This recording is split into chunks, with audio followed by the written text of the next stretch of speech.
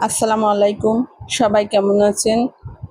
আজকে আমি ডিম দিয়ে ডাল দিয়ে রান্না করব, সেই রেসিপিটা আমি আপনাদের সাথে শেয়ার করব। ডিম দিয়ে ডাল দিয়ে রান্না করার জন্য ডিমগুলো আমি আগে ভেজে নিয়েছি, আর ডালটা আমি একটু ভিজিয়ে রেখেছি। আসলে মসুরের ডালটা একটু ভিজিয়ে রাখলে ভালো হয়। এদিকে আমি চুলায় একটা প্যান বসিয়ে দিয়েছি। প্যানটা গরম হলে এখানে আমি তেল দিয়ে দেবো। আসলে এই ডালটা ডিম ডালটা আমি সর্ষের তেল দিয়ে রান্না করব। তেলটা গরম গরম হতে হবে। তেলটা গরম হলে এখানে আমি 2টা শুকনা মরিচ ছেড়ে দিয়ে দেবো। শুকনা মরিচটা ছিঁড়ে তেলের মধ্যে নেড়ে নেড়ে হালকা লাল করে নেব।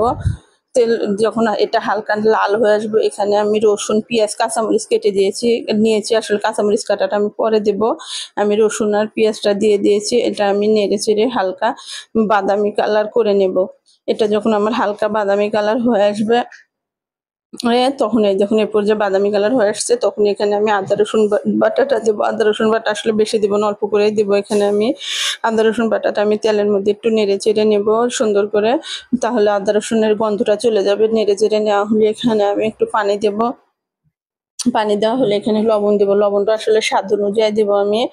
এখানে আমি অল্প করে মরিচের গুঁড়া দেবো, যেহেতু এখানে আমি কাঁচামরিচ দেবো, এই জন্য মরিচের গুঁড়াটা খুবই অল্প দিলাম। হলুদ দেবো, দিয়ে আমি এটা সুন্দর করে আমি এই মশলাটা নেড়ে চেড়ে নেব। মশলাটা নেড়ে এই পর্যায়ে আমি কাঁচামরিচ কাটাগুলো দিয়ে দেবো।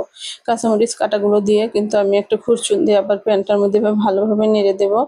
নাড়া হয়ে গেলে কিন্তু আমি একটা ঢাকনা দিয়ে ঢেকে দেবো মশলাটা কষানোর জন্য। একটু মশলাটা ভালোভাবে কষে নেব। যখন এই দেখুন মশলাটা আমি একটু পর ঢাকনাটা খুলে এই যে মশলাটা আমি ভালোভাবে নেড়ে চেড়ে নিয়েছি। ডালের সাথে আমি 2টা আলু কেটে দিয়েছি চিকন করে। আলুটা দিলে আসলে আমার কাছে অনেক ভালো লাগে। আপনারা আলুটা না দিলেও পারেন, কিন্তু আলুটা এইভাবে ডালের সাথে যখন এই ডিম দিয়ে ডাল রান্না করি, আমি একটু আলু কেটে দিই। আলু কেটে দিলে আসলে এটা খেতে কিন্তু অনেক মজা হয়।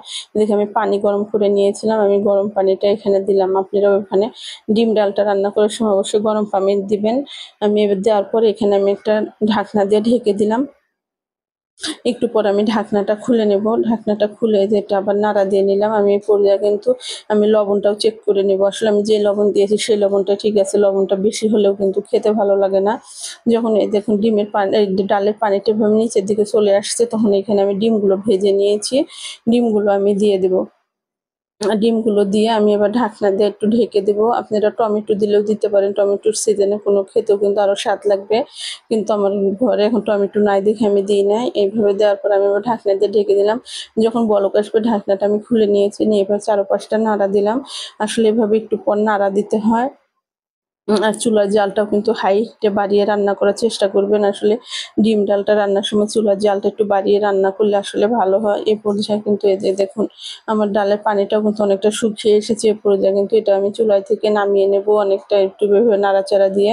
বেশি পানি পানি থাকলেও আসলে খেতে ভালো লাগবে না। এই যে দেখুন এই পর্যায়ে চুলার জালটা আমি কমিয়ে দিয়েছিলাম, দিয়ে দেখুন ডিম ডালটা নামিয়ে নিয়েছি। এটার কালারটাও কিন্তু দেখতেও কত সুন্দর লাগছিল, খেতেও কিন্তু অনেক মজাদার হবে। আমার ভিডিওটি ভালো লাগলে আমার একটা লাইক দিয়ে আমার চ্যানেলটি সাবস্ক্রাইব করে দেবেন।